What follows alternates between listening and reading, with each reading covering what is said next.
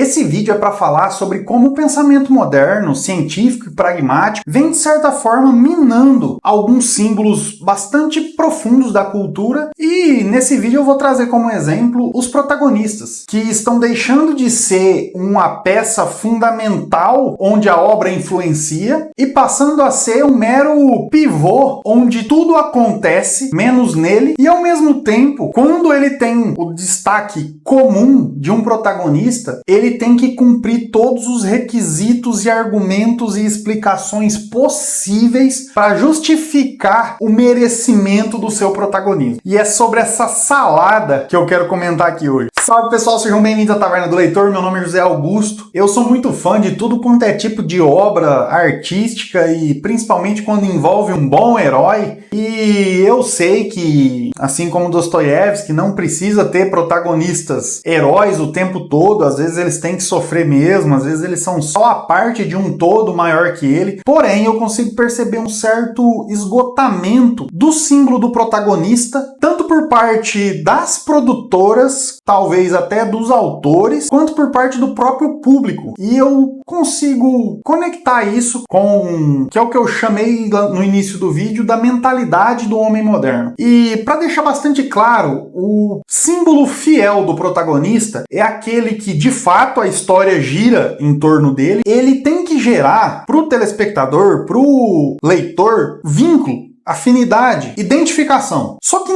não é essa identificação rasa que estão tentando incutir na gente hoje, como sendo cor de pele ou opção sexual, jeito do cabelo, sei lá, é muito objetificado isso aí, é muito simplório. Então, parte disso se deve às produtoras que buscam fazer essa identificação que não é mais de princípios, de moralidade, de ato, de sofrimento, de ideais, mas simplesmente cor da pele ou qualquer outra coisa do gênero que seja visível a olho nu. Eu nem preciso de estar entendendo o que está acontecendo na história, desde que o personagem se pareça comigo em alguma característica física, já estou identificado com ele. Então, isso eu vejo como sendo uma imposição das produtoras, talvez até dos autores, mas eu vou fazer um vídeo para falar a respeito dos autores mais para frente. E tem um segundo problema em relação a esse deslocamento do protagonista, que é personagens secundários extremamente poderosos, seja por mérito do ator, ou o próprio criador da obra força esse tipo de situação. Por exemplo, O Diabo Veste Prada. A vilã Miranda, que era para ser só uma personagem secundária, e eu tô usando o exemplo do filme porque eu sei que ele tá a ponto de continuidade, então você percebe que a Miranda, no filme do Diabo Veste Prada, ela rouba a cena. Ela é muito maior que a própria protagonista. E nesse caso do Diabo Veste Prada, os méritos são todos da atriz, que ela é incrível. E tem um anime recente, Jujutsu Kaisen, que tem Satoru Gojo, um professor que não é o protagonista da série, porém ele rouba a cena, sendo o mais poderoso, o mais cabuloso, o mais diferentão e tudo mais. E assim, eu poderia trazer uma série de personagens secundários extremamente relevantes nesse sentido, como a Arlequina no Esquadrão Suicida, aquele cara que ficou famosão também lá no The Walking Dead. Pro pessoal dos animes aí tem o Levi do Attack on Titan, que é um personagem secundário extremamente absurdo. Temos o Zuko em Avatar, um desenho bastante clássico também. Aquele personagem, ele é incrível. E assim, esse tipo de ação, esse tipo de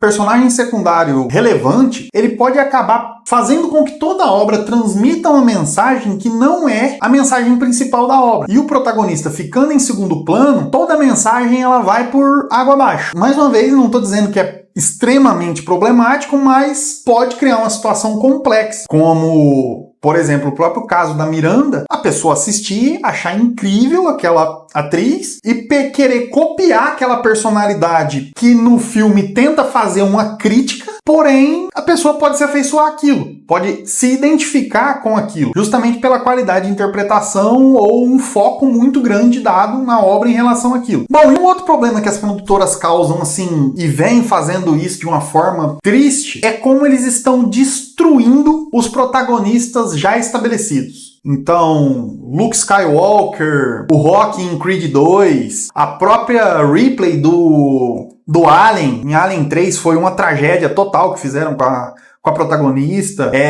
Teve também recentemente um filme do Indiana Jones. Pra quem gosta de anime, tem o que fizeram com o Naruto, tiraram a raposa do Naruto. Tipo assim, essas continuidades, essa gana de tentar extrair o máximo de algo que já está consagrado, uma hora você vai destruir o que você colocou ali. Uma hora você vai ter que quebrar aquilo que já estava incrível. Um exemplo disso é Round Six e La Casa de Papel. São duas séries que, quando eu assisti a primeira temporada, eu falei, cara, isso aqui ficou perfeito. Tem que parar aqui. Queria muito saber o que vem depois. Queria muito saber o que talvez aconteceu antes. Mas é esse pensamento moderno, tá?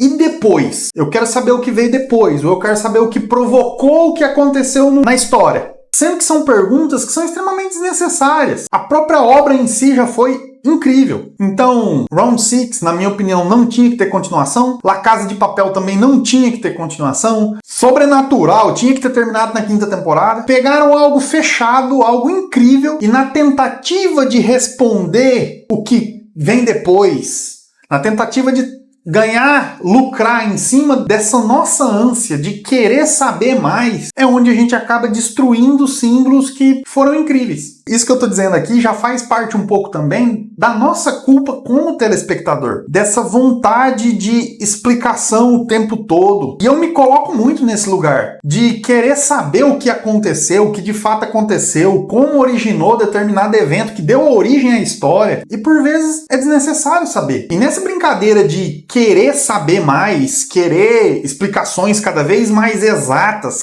querer saber coisas mais específicas, a gente detona, como espectador, a gente detona os protagonistas, porque assim, a gente chegou num ponto que a gente não aceita que um protagonista simplesmente vença, simplesmente supere um obstáculo por ele ser protagonista. A gente quer uma explicação lógica que diga que ele tinha capacidade de ter passado por aquilo. Vai me desculpar, mas assim, se ele tinha capacidade de passar, não tinha pra que ter história. Justamente o símbolo do protagonista é uma batalha em glória. Ele vai passar por um desafio, ele vai passar por um obstáculo, por um desafio que ele não tem capacidade de passar. Que em algum momento ele vai ou treinar ou ele vai se superar de alguma forma, e às vezes de algumas formas sobrenaturais e sem explicação, mas ele vai passar. E a gente tem bastante exemplos de coisas que hoje geram bastante crítica, assim, tipo, não era pro Ichigo ter ganhado do Zaraki. Naquele ponto da história, não. Não tem como Batman ganhar do Superman. Ou não tem como Tony Stark ter construído lá no deserto todo o dispositivo que ele conseguiu construir. O Luffy não teria como ter ganhado do Crocodile. Eu entendo. E eu faço essas críticas. Só que esse tipo de crítica apaga o que é mais incrível.